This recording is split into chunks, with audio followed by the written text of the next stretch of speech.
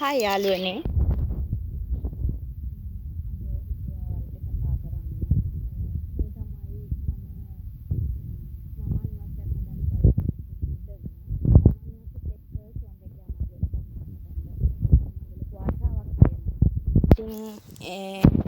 මම ඒ වැඩේ කටයුතු කරගෙන යන්න බලාපොරොත්තු වෙන ඉඩම තමයි මේක.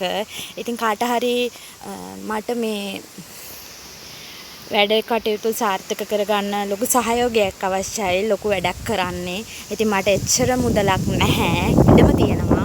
ඉඩම තිබුණාට මට මුදල් ප්‍රශ්න තියෙනවා. ඉතින් මම හිතනවා Facebook එකේ සල්ලි තියෙන යාළුවෝ වගේම සහෝදරයෝ ඉන්නා කියලා.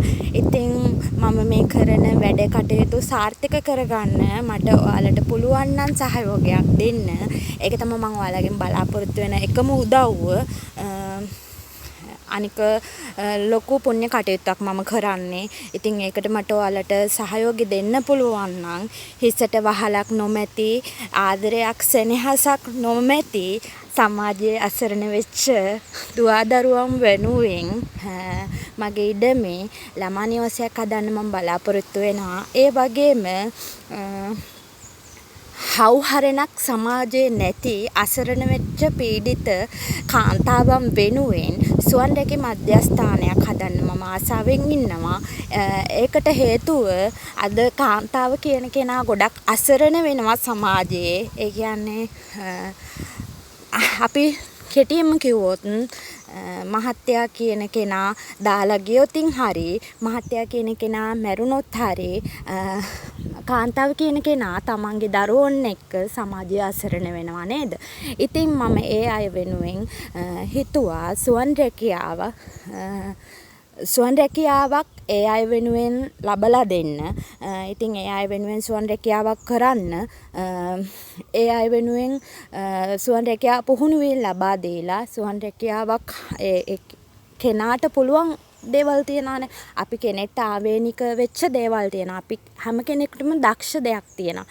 ඉතින් ඒ වගේ එහෙම බලලා එයාට මොන සුවන් රැකියාවද සුදුසු, මෙයාට මේක කරන්න පුළුවන්ද මේ කියලා හොයලා බලලා පුහුණුවීම් දීලා මගේ අදහසක් තියෙනවා සුවන් රැකියාවක් හදලා දෙන්න සමාජයේ ඒ වගේ අසරණ වෙච්ච කාන්තාවන්ට.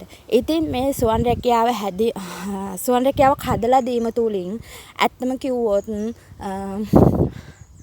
අම්මා කියන කෙනා රැකෙනවා වගේම තමන්ගේ දුවදරුවනුත් රැකෙනවා කියන එක මම දන්නවා. වැරදි දේවල් වලට පෙළඹෙන ප්‍රමාණය අඩු වෙනවා කියන එක මගේ අදහසයි.